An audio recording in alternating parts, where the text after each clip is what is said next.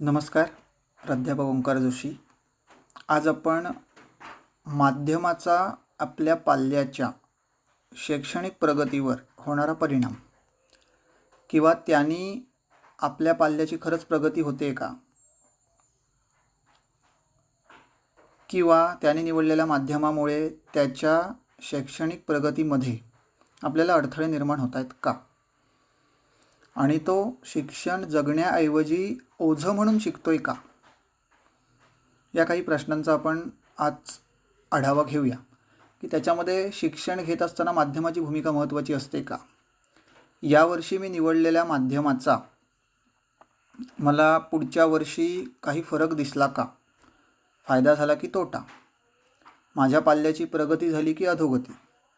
आणि त्याच्यामध्ये माध्यम निवडत असताना आज आपल्याकडे आहे की एक मराठी माध्यम आहे, सेमी इंग्लिश आहे, असे भरपूर आपल्याला एक 2-3 प्रकार त्याच्यामध्ये बघायला मिळतील. हे प्रामुख्याने हे दोन आज ग्रामीण भागामध्ये उपलब्ध आहेत की ज्याच्यामध्ये मराठी माध्यमामध्ये आजही प्रविष्ट होणाऱ्या परीक्षेला विद्यार्थ्यांची संख्या जास्त आहे आणि त्याच्यामध्ये अंडरस्टँडिंग क्वालिटी जास्त असणारे विद्यार्थीसुद्धा मराठी शाखेतलेच आहेत as compare to semi English.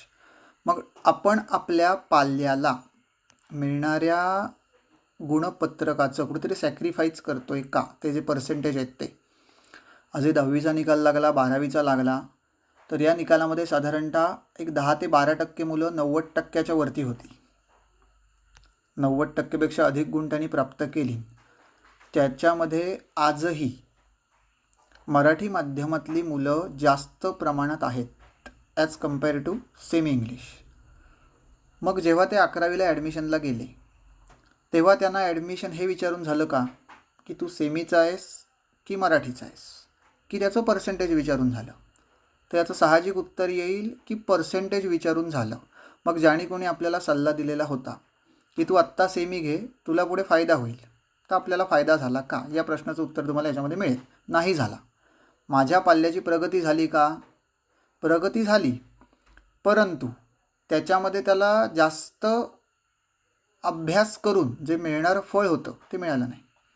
याचा माध्यमाचा माझ्या मुलीला किंवा मुलाला फायदा झाला का. आणि सगळ्यात कमीपणाची गोष्ट म्हणजे काय, जी आपल्या डोक्यामध्ये बिंबवली जाते की तुला इंग्रजी जर आलं नाही तर तुझं भविष्य काय नाही. ही पहिली चुकीची गोष्ट आहे. आपण अमेरिकेत राहत नाही, आपण भारतात राहतो.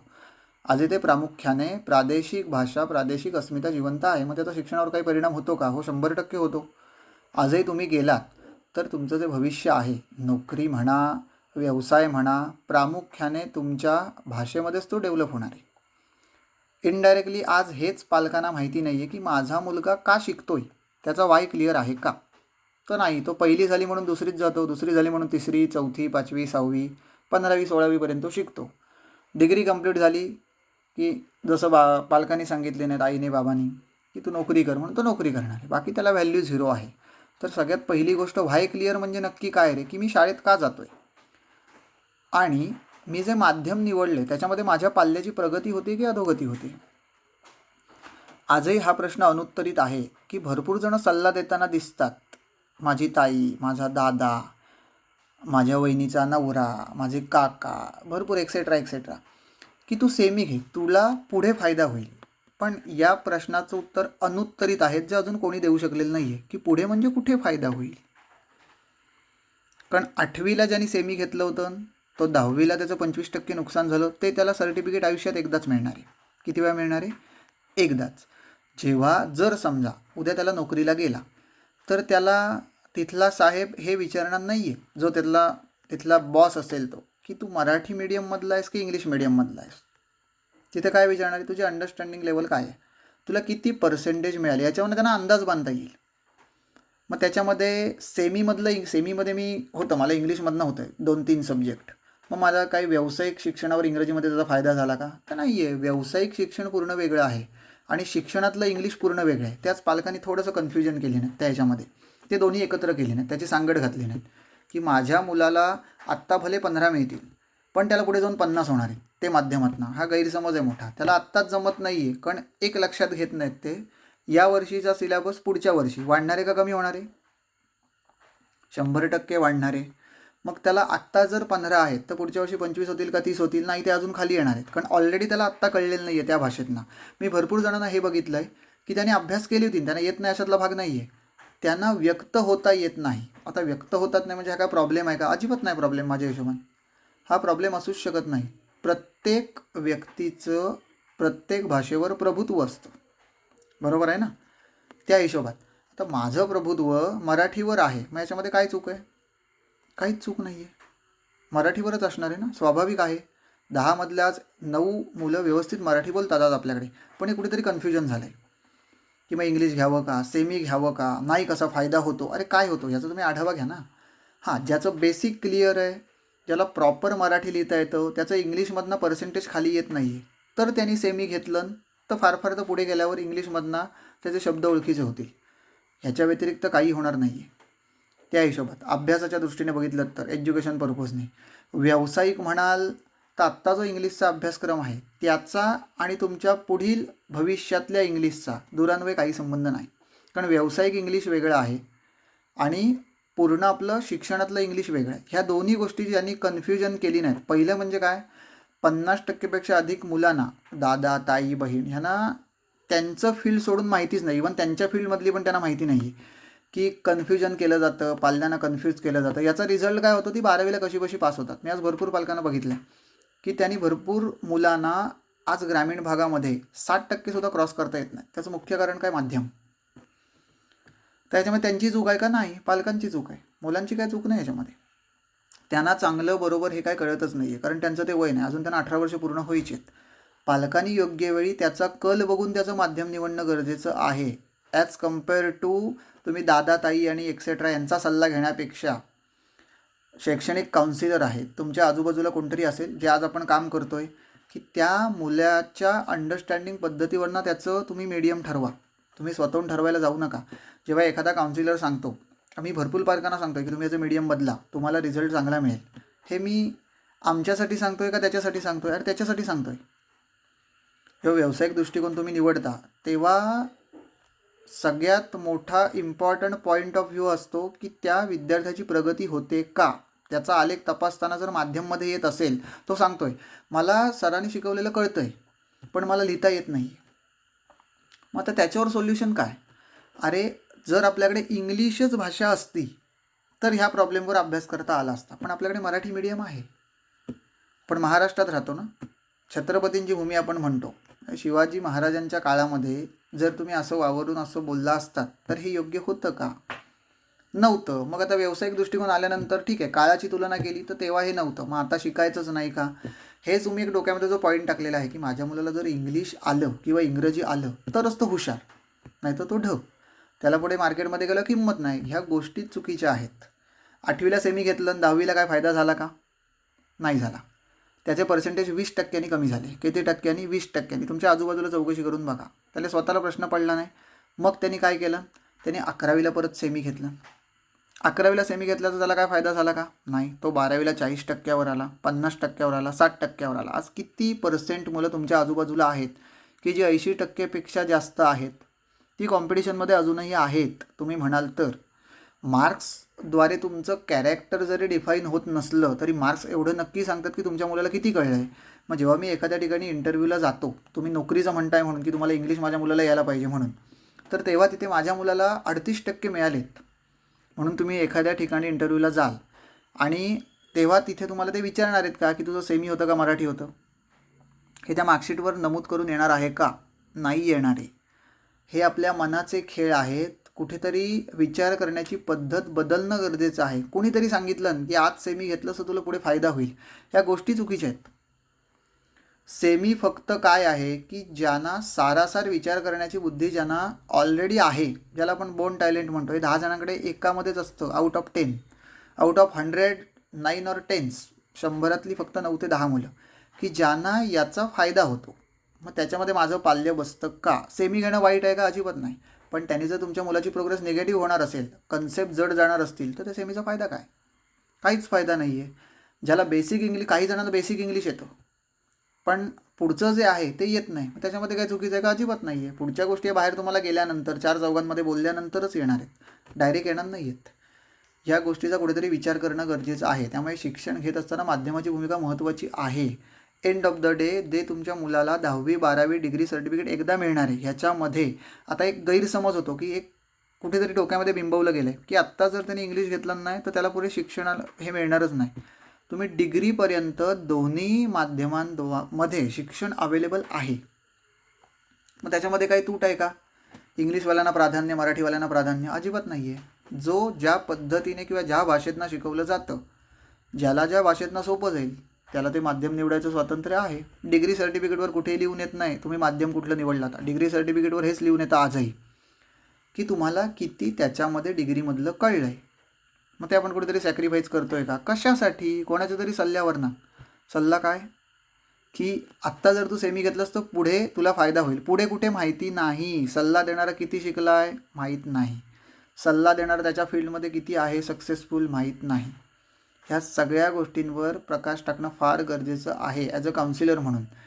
की सगळ्यात मोठा इम्पॉर्टंट काय, आज मला काही पालक म्हणतात की त्यांनी जे थोडं शिकावं ते इंग्लिशमधनं शिकव. कशासाठी तुम्हाला अट्टहास करण्याची गरज काय आहे? मला असा कुठलाही पालक सांगताना भेटत नाही आहे की तुम्ही असा डिसिजन घ्या की जे माझ्या मुलासाठी चांगलं असेल. हे ठरवणारे पालक फार आज कमी आहेत की त्यांना सारासार विचार करण्याची क्षमता नाही आहे. आम्हाला कळलं नाही, मग तो समोर सांगायला बसला ना त्याचा ऐका ना. तुम्ही एखाद्या डॉक्टरकडे गेलात, तुम्ही डॉक्टरकडे गेलात कशासाठी जाता? ज्या वेळेला तुम्हाला कळतं की नाही आता घरगुती उपचाराने आपल्याला गुण येणार नाही आहे तेव्हाच तुम्ही डॉक्टरकडे जाता ना. मग तसंच शिक्षणाचं पण आहे. एखादी गोष्ट आपल्याला कळत नाही आहे म्हणून आपण एखाद्या माणसाकडे जातो, त्याला त्या गोष्टीतलं कळतं म्हणून तर तो सांगतो आहे. प्रत्येक वेळेला अनुभव येण्याची गरज नाही आहे. मॅच्युरिटी येऊ दे कुठेतरी लाईफमध्ये, समज येऊ दे. तो त्या खुर्चीवर बसून काहीतरी सांगतोय म्हटल्यावर त्याला काहीतरी लॉजिक असेल ना. तो असंच थोडीच सांगणार आहे. तुम्ही इनडायरेक्टली करता काय, सल्ला घ्यायला जाता, तुमच्या सोयीनुसार तुम्ही त्याचा वापर करता, मग तुम्हाला अपेक्षित फळ मिळत नाही. मग त्याच्यामध्ये कुठेतरी अडचण येते आपल्याला. मग इनडायरेक्टली एक अगोदर ठरवा की माझ्या मुलाला मी शाळेत का पाठवतो आहे, की सारासार त्याला विचार करण्याची क्षमता त्याच्यामध्ये डेव्हलप व्हावी म्हणून पाठवतो आहे. तर पैसे मिळवण्याचा आणि शिक्षणाचा दुरान्वय काही संबंध नाही आहे, हे लक्षात ठेवा. पहिली गोष्ट, शिकलाय तोच फक्त पैसे मिळवतो आहे का? अजिबात नाही. फक्त त्याच्यामध्ये एक सुधारणा होऊ शकते की जो पैसे मिळवण्याचे जे कष्ट आहेत त्याच्यामध्ये फार फार तर बदल होईल. बाकी आउटपुट तुम्हाला मिळणारच आहे. ह्या गोष्टी प्रामुख्याने त्याच्यामध्ये बघणं गरजेचं आहे. त्यामुळे हे पहिल्यांदा लक्षात घ्या की माझ्या मुलाला जे माध्यम निवडलेलं आहे ते सोयीचं आहे का? अजून एक त्याच्यामध्ये शंका येते काही पालकांना की 99 मुलांनी जर इंग्लिश घेतली नाहीत आणि माझ्या एका मुलांनी जर मराठी घेतला नाही तर त्याने इंग्लिश घ्यावं का? का घ्यावं? काही गरज नाही आहे घ्यायची. पैसे भरताना तुम्ही दोन्ही माध्यमांमध्ये शाळा शिकवेल या अटीवरच पैसे भरले का? त्या हिशोबामध्ये तिथे कुठे इंग्लिश मिडियम असा शाळेचा बोर्ड लावलेला नाही ना, असं बोर्डात कुठे मेन्शन केलेलं आहे. ज्या त्याचा वैयक्तिक डिसिजन आहे. ज्या माध्यमांमध्ये तुम्हाला जास्त मार्क मिळत आहेत ते माध्यम निवडणं गरजेचं आहे. हे आत्तापर्यंत पालकांना कळतच नाही आहे. कधी करणारे देव जाणे. थोडीशी सुधारणा करा. सगळ्यात कठीण काय झालं आहे, आज माझ्या पाल्याच्या हिताच्या दृष्टीने कुठले विषय त्याला पुढे निवडणं गरजेचं आहे हेच त्याला कळत नाही. आजही 10वीचे रिझल्ट लागले. 10वीचा रिझल्ट लागल्यानंतर मी मार्कशीट ओपन केलं. भरपूर पालक मला येऊन भेटले, मीही पालकांना जाऊन भेटलो. काही मुलांना 85% जास्त मार्क होते. त्यांचे स्ट्रॉंगेस्ट मार्क 3 ग्रुपमध्ये जर तुम्ही बघितलेत तर ते लँग्वेजमध्ये होते. मराठी, हिंदी, संस्कृत, इंग्रजी ऑरचे त्याच्यामध्ये आहेत. काहींना हिंदी होतं, काहींना संस्कृत होतं. त्याच्यामध्ये 90%पेक्षा अधिक मार्क त्यांना लँग्वेजमध्ये आहेत. मग त्यांचे 3 जे मेन सब्जेक्ट आहेत खाली त्याच्यामध्ये मार्क कुठे गेले तर त्यांना ते एक्सप्लेन नाही करता आलं. त्या तुमच्या सेमीच्या भानगडीमुळे पुढे फायदा होईल. पुढे कुठं होणार आहे? मार्कशीट एकदाच मिळालं, पुढे कधी येत नसतं. लक्षात ठेवा. आत्ताचा विचार करणं गरजेचं आहे. इयर बाय इयर तो आपल्याला जमत नाही आहे. सांगणारं कोण नसेल किंवा सांगणारं आहे तो सल्ला देणारा धड नाही आहे. सगळ्यात मेन आहे ना हेच. आपल्या सगळं रामायण आहे, महाभारत आहे, ह्या सगळ्यामधनं काय शिकायला मिळतं की सल्ला कोण देतं याच्यावर रिझल्ट डिपेंड आहे तुमचा पूर्ण. ह्याचा कुठेतरी अभ्यास होणं गरजेचं आहे की क्वांटिटी मॅटर करते का क्वालिटी? तर क्वालिटी मॅटर करते. हे आपण आज बघत नाही आहोत. हां, पाल्याला जर सेमीगुण फायदा होणारे निवडा ना, कोण नाही म्हणतं. 100% निवडायला पाहिजे. पण 10पैकी एकालाच फायदा होतो. मग तो एक आपला मुलगा आहे का, तो पाल्य आहे का, तो त्याच्यामध्ये बसत नसेल तर त्याला 9मध्ये जायला लाज काय त्याच्यामध्ये? आज पालकांना कुठेतरी कमीपणा वाटतो की माझ्या मुलाला इंग्लिश येत नाही. कमीपणा नाही आहे त्याच्यामध्ये. हां, मग इंग्लिश शिकूच नाही का त्यांनी, असा काही याच्यामध्ये विषय नाही आहे. इंग्लिश शिकायचं आहे, बाहेरच भरपूर स्पीकिंग कोर्स अवेलेबल आहेत, भरपूर सेमिनार, भरपूर काय काय कार्यक्रम होत असतात इंग्लिशमध्ये. पण सगळ्यात मेन हा पालक जेव्हा प्रयत्न करेल ना, की माझ्या पाल्यासाठी योग्य माध्यम कुठलं आहे हे जेव्हा त्याला निवडता येईल, विषय कुठले योग्य आहेत, त्याला पुढे 12वीला मार्क देताना हे तुम्हाला आत्ता दिसत नाही, पण रिझल्ट लागल्यानंतर त्याच्यामध्ये रिफ्लेक्ट होतात. जेव्हा पालक माझ्याकडे घेऊन येतात, खरंच तो मुलगा हुशार दिसतो किंवा त्याचं वावरताना किंवा ते इंटेलिजन्स देखतो बघताना आपल्याला कळतं की हा मुलगा हुशार आहे. पण मग हे रिझल्टमध्ये कन्वर्ट का नाही झाले, तर तिथे लक्षात येतं माध्यम. त्याला विचार तुम्ही, हे तुला विषय कठीण गेला काय रे? हो सर, आम्हाला लिहिता नाही आलं इंग्लिशमधनं. ह्याला कुठेतरी पालक जबाबदार आहेत. तो मुलगा आहेच, पण पालकांचा रोल जास्त आहे याच्यामध्ये, की आजही भरपूर याच्यामध्ये मेन कारण आहे की भरपूर मुलं आज जवळजवळ 12वीचा रिझल्ट लागला, 60% अधिक मुलं ही 60% खाली आहेत. कारण काय? चुकीचं माध्यम आणि विषय निवड. तुम्ही कधी याच्यामध्ये सुधारणा करणार आहात? आणि हे जर तुम्हाला जमत नसेल तर ते शिकण्याला काहीही व्हॅल्यू नाही आहे. बेसलेस शिक्षण तुम्ही घेताय, ह्याला मार्केटमध्ये व्हॅल्यू 0 आहे. तुमचा शिक्षक किंवा तुमचं हे जो तुम्हाला सल्ला देतील ना, तो त्यांच्या दृष्टिकोनातनं घेणं गरजेचं नाही आहे. माझ्या पाल्यासाठी योग्य काय आहे? मग ते भले तुम्हाला आत्ता चुकीचं वाटेल, ह्या सल्ल्यानं जेव्हा तुम्ही ओव्हरकम करता ना, मग तुम्हाला 2 वर्षांनी तो रिझल्ट मिळतो. ह्याच्यामध्ये सल्ला कोण देतोय हे इम्पॉर्टंट आहे, जसं मी मेन्शन केलं. पण याच्यामध्ये त्याचा अभ्यास केवढा आहे हे पण तुम्हाला बघणं गरजेचं आहे. तर अभ्यास म्हणताना पण काय काय जणांचं जातं की हा काय अनुभवी नाही आहे. अरे अनुभव इन द सेन्स तुम्ही कुठल्या अर्थाने ते घेताय. आपल्याकडे 2 आहेत, एक उच्च शिक्षित आहे, एक सुशिक्षित आहे. कोण चांगलं मार्गदर्शन करू शकतो? तर तुमच्या हिशोबात उच्च शिक्षित असेल. नाही, सुशिक्षित असलेला माणूस जास्त मार्गदर्शन करू शकतो. कदाचित त्याच्याकडे डिग्री नसेल, पण त्याला वावरायचं कसं किंवा अभ्यास कसा करायचा ह्याचं टेक्निकल नॉलेज असणं फार गरजेचं आहे. रट्टा मारून मार्क मिळवण्याला काही व्हॅल्यू नसते. अंडरस्टँडिंगनी मार्क मिळवणं फार इम्पॉर्टंट आहे. बघा, विचार करा अजूनही आपल्या पाल्याच्या बाबतीत, की याच्यामध्ये माध्यम निवड करताना ते जे निवडलं आहे पुढे फायदा होणार आहे म्हणून आत्ताचे मार्क का सॅक्रिफाईस करावे? तुम्ही जगताना नक्की आजचा विचार करताय का 50 वर्षानंतर जागी, जिथे तुमचं फ्युचर इनसिक्युअर आहे, तुम्हाला उद्या काय होणार आहे तुम्हाला माहिती नाही आहे याच्यामध्ये. मग शैक्षणिक आयुष्य निवडताना किंवा त्याच्यामध्ये जगताना या गोष्टी फार काळजी घेणं गरजेचं आहे. जेव्हा तुम्ही नोकरीला जाता ना, तेव्हा तिथे हे कोण सांगत नाही तुम्हाला तुला 40 मिळाले, नाही सर माझं सेमी होतं ना, डझंट मॅटर. तिथे तुम्हाला हायर केलं जातं, काढलं जातं नोकरीवरनं. का? तुमच्याकडे डिसिजन मेकिंग नाही आहे. तुम्ही स्वतःबद्दल विचार करू शकला नाहीत. घरातले सांगू दे ना, ठीक, पेपर घरातले लिहिणार आहेत का? नाही, पाल्य म्हणून तुम्ही लिहिणार आहात. मग त्याच्यामध्ये आपण कुठेतरी कमी पडलो. या गोष्टी पाहणं गरजेचं आहे. डिसिजन मेकिंग म्हणजे काय नक्की? पाल्याला एवढं पण स्वातंत्र्य देऊ नका की तो चुकीची निवड करेल. मग याच्यामध्ये सल्ला घ्या ना, याच्यासाठी तर आम्ही आहोत. सांगतोय आम्ही, आजही मी भरपूर पालकांना सांगतोय की 12वीचं सर्टिफिकेट एकदाच मिळणार आहे. नीट विचार करून निर्णय घ्या. पुढे फायदा होणार आहे, पुढे काही फायदा व्हायचा विषय नाही आहे याच्यामध्ये. हे गैरसमज आपणच तयार केलेत. कोणीतरी करतं, कोणीतरी सांगतं म्हणून काय होत नाही ना, की ज्याला त्या फील्डमधली 0 नॉलेज आहे, त्याला 0 माहिती आहे. एंड ऑफ द डे लक्षात ठेवा, सांगणाऱ्याचा पॉईंट ऑफ व्ह्यू सांगण्याचा हाच असतो की तुम्ही वाईट म्हणून काय करत नाही आहात, पण तुम्ही जो विचार करताय आणि पाल्याचं हित होणार नाही आहे. ॲज अ स्टुडंट म्हणून तुम्हाला कळत असतं तर कशाला पाहिजे? मग पाल्य माझा तालुक्यात पहिला आला असता ना, माझा दुसरा आला असता, कदाचित पहिला सेमीमध्ये येऊ शकतो. माझ्या पाल्याने मराठी मीडियम घेतलं होतं पण त्याला 60 कळले, मग त्याला सेमीमध्ये तो 40वर गेला असता, तुम्ही वाचलात, नापास होता राहिलात, पास झाला तो, नशीब समजा.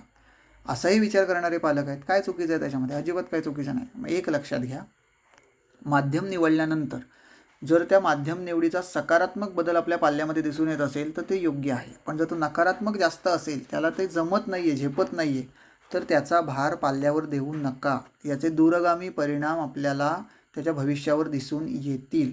कदाचित त्याच्याकडे पोटेन्शियल जास्त असेल, पण ते त्या मार्क्सवर दिसणार नाही. याच्यासाठी तुम्ही काळजी घेणं फार गरजेचं आहे. आणि त्यातून काय शंका असेल तर तुम्ही माझ्याशी संपर्क करू शकता. काही अडचण नाही याच्यामध्ये. काउन्सिलरचं कामच ते आहे की सल्ला देणं आणि पाल्याच्या हिताच्या दृष्टीने काय गरजेचं आहे ते पाहणं. विचार करा, कोणीतरी सल्ला देतं आहे, भविष्यात त्याला फायदा होईल. अरे कुठलं भविष्य? हे थोड्याशा गोष्टींचा विचार करा. जरा तुम्ही शिक्षणामध्ये तुम्ही शिकलेला असाल नसाल, पण जरा व्यावहारिक विचार करायला शिका. त्याला पैसे पडत नाही आहेत. खरंच ह्याचा फायदा होणार आहे का? नसेल तर काही त्याला व्हॅल्यू 0 आहे. बघा, जरा विचार करा. नसेल तर व्हिडिओ परत बघा तुम्ही, नक्की काय म्हणतोय. आलेख वर जाणार आहे का खाली जाणार आहे, विषय निवडलेत ते मला पाल्याला स्कोरिंग करणार आहेत का नाही करणार, याच्यावर पूर्ण 2 वर्षाचं त्याचं करिअर डिपेंड आहे की शिकलंच म्हणजे करिअर होतं का नाही. पण माध्यमाचा रोल इम्पॉर्टंट आहे. बऱ्यापैकी आज आपण याच्यावर प्रकाश टाकायचा प्रयत्न केला आहे. बऱ्यापैकी व्हिडिओ आपण अशा करत राहूया, काही अडचण नाही याच्यामध्ये. पण हेतू हाच आहे की मुलांचं याच्यामध्ये शैक्षणिक नुकसान होऊ नये, झाला तर फायदा व्हावा. काळजी घ्या. मुलांचं भविष्य ठरवत असताना याच्यावर नक्की विचार करा आणि पुढील त्याच्या भविष्याच्या दृष्टीने तुम्ही निर्णय घ्या. काउन्सिलर म्हणून आम्हाला विचारा, संपर्क करा, किंवा अन्य असतील तुमच्या आजूबाजूला पण ज्याला तुमच्या पाल्याचं हित माहिती आहे त्याच्याकडेच जा आणि चौकशी करा. धन्यवाद.